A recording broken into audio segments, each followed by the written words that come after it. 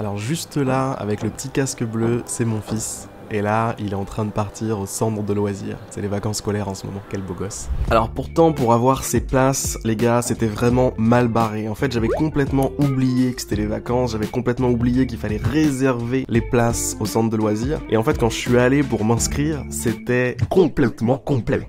Regardez à quoi ça ressemblait. En gros, là, c'est l'endroit où on peut réserver les places pour les jours de centre de loisirs. Et donc là, vous voyez, bon, mercredi, jeudi, vendredi, c'est les derniers jours des vacances. Et à la base, je pouvais pas cliquer là, c'était mort, je pouvais ni prendre matin, ni après-midi, ni journée, que dalle, rien, et ça c'était pour les 2 semaines des vacances. Donc là, vous voyez que l'eau a coulé sous les ponts, puisque regardez, je suis inscrit mercredi, jeudi, vendredi, et c'est pour ça d'ailleurs qu'il part au centre aujourd'hui, c'est parce qu'on est mercredi et que j'ai eu le jour, yes papa. Donc ouais, ça a pas toujours été comme ça, à la base, je n'avais aucun jour. Et donc la solution dans ces cas-là, c'est qu'il faut attendre. A few moments later. Il faut attendre, rafraîchir la page jusqu'à ce que quelqu'un se désiste et qu'on puisse prendre sa place. Mais ça c'est super chiant, pourquoi ? Bah parce qu'on sait pas quand quelqu'un va se désister. Donc en fait ça veut dire qu'il faut rafraîchir la page tout le temps, en permanence, dans le doute que peut-être à un moment il y a quelqu'un qui va se désister et qu'on va pouvoir prendre sa place. Et c'est infernal comme truc, on peut pas se retrouver toute la journée comme ça à rafraîchir une page dans l'espoir que peut-être un jour quelqu'un va nous filer sa place. Donc, mesdames et messieurs, voyant cette situation, je me suis dit, eh bien, c'est très simple, nous allons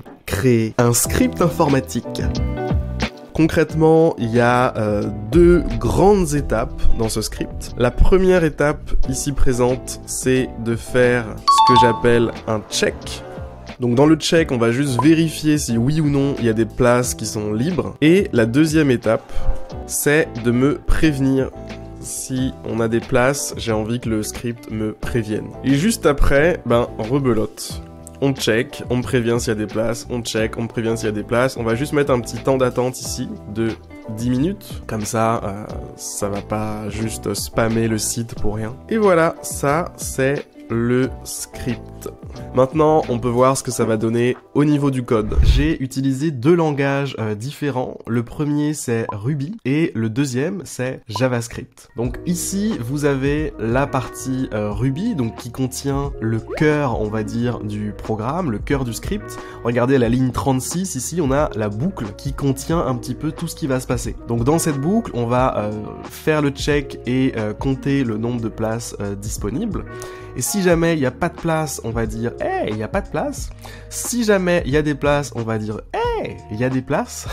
Et on va envoyer un SMS à mon propre numéro en disant « Ouais, il y a des places disponibles ». Et ensuite, on va attendre 10 minutes. Et donc à la fin de ces 10 minutes, on rebelote ici, direction ligne 37, pour refaire un check, alors voir s'il y a des places disponibles, et ainsi de suite, et ainsi de suite. Donc ça, c'est la partie Ruby, c'est assez simple ce qui se passe. Maintenant, vous allez me dire, t'as utilisé du JavaScript aussi, Harry, mais comment ça? Qu'est-ce que c'est que cette histoire de JavaScript? Dis-nous-en un petit peu plus. Oui, pas de problème, je vais vous en dire un petit peu plus. Donc ici, dans la partie, dans la fonction check, on a un check qui est réalisé ici. Regardez. Ici, on va appeler un script extérieur qui s'appelle check.js et on va le lancer comme ça à partir du script Ruby et on va récupérer le retour, en gros ce que nous affiche check.js. On va le récupérer ici dans ret. Et ensuite, on va traiter ret ici, juste en dessous, pour connaître le nombre de places disponibles. Le check, en fait, la partie où on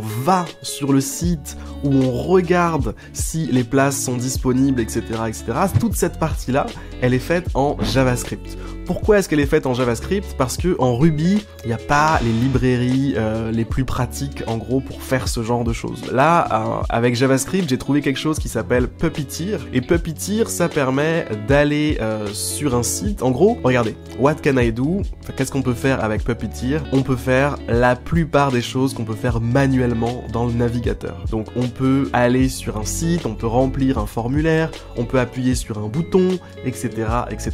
Et c'est pile ce que je voulais faire moi, puisque concrètement, hein, je vous récapitule un petit peu ce que je veux faire. Moi, ce que je veux faire, c'est appuyer sur connexion ici avec les bons identifiants. Une fois que je suis là, effectuer une réservation, choisir mon fils, ensuite ici appuyer sur le bouton commencer, et là, me retrouver sur cette page où je vais pouvoir analyser si oui ou non les journées dont j'ai besoin sont disponibles. Donc voilà ce que je veux faire, et ça, le mieux pour le faire, c'est quand même un bon vieux script de navigateur, un script qui permet de naviguer sur internet, qui permet d'accéder à une page, etc., etc.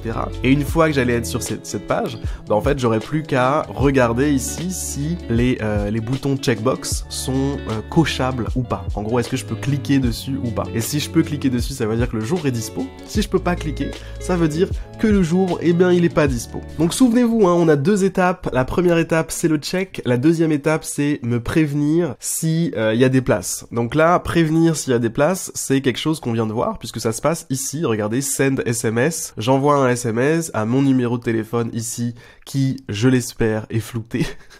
Et en fait, je reçois un SMS avec le contenu que j'ai choisi ici, donc ce contenu-là. Donc ça, deuxième étape, c'est bon, c'est ok. Maintenant, la première étape, donc le check. Comment est-ce qu'il a lieu, ce fameux check? Eh bien, la voilà, cette partie dans laquelle on check. Ici, le code, il est assez simple. À la ligne 51, regardez, on appelle la fonction run. Et la fonction run, elle est déclarée juste au-dessus. Donc, vous souciez pas trop de ce qui se passe de la ligne 20 à la ligne 35. Pour résumer, ce qu'on fait, c'est qu'on navigue de page en page jusqu'à arriver à cette page sur laquelle on va pouvoir voir si les journées qu'on cherche sont oui ou non disponibles. Et une fois qu'on est sur cette page, il y a une boucle ici qui va s'occuper de regarder si chaque date que l'on recherche est oui ou non disponible. Et si c'est disponible, il va nous faire un console log pour nous dire hey, c'est disponible. Si c'est pas disponible, il va nous faire un console log pour nous dire hey, c'est pas disponible. En gros, c'est désactivé ou bien c'est pas désactivé. Donc une fois que ce check en JavaScript aura eu lieu,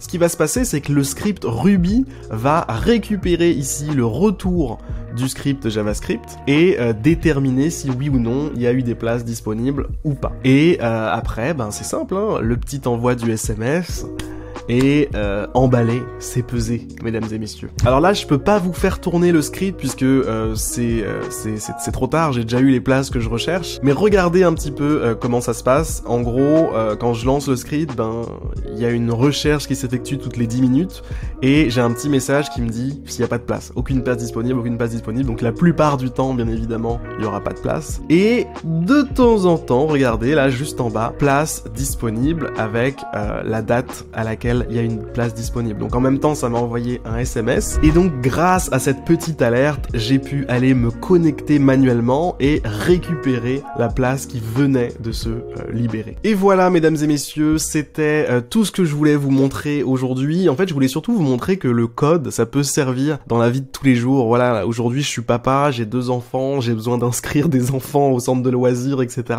Ben, le code, ça peut me servir, ça peut m'être utile. Parce que il y a plein de moments comme ça dans la vie où on se retrouve à faire des trucs qui sont complètement débiles sur un ordinateur, comme par exemple devoir rafraîchir le plus régulièrement possible pour voir si une place s'est libérée. Dire c'est chiant, personne n'a envie de faire ça, et utiliser du code pour le faire à votre place, c'est quelque chose d'intelligent, quelque chose de pratique, et quelque chose qui vous fait gagner du temps, de l'énergie, et qui rend votre vie finalement un petit peu plus simple. Et ça rentre aussi dans la philosophie générale que j'essaie de vous partager, celle qui explique que le code, c'est un moyen de résoudre des problèmes. C'est aussi simple que ça. Le code, c'est toujours un moyen de résoudre des problèmes.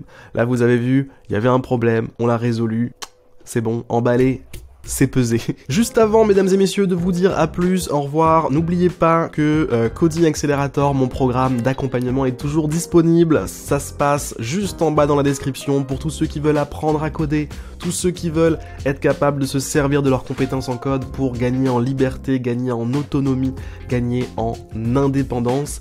Et ben, ça se passe dans la description, il y a un petit bouton, vous cliquez, vous avez un formulaire à remplir, le formulaire, etc. Bref, vous savez comment ça se passe.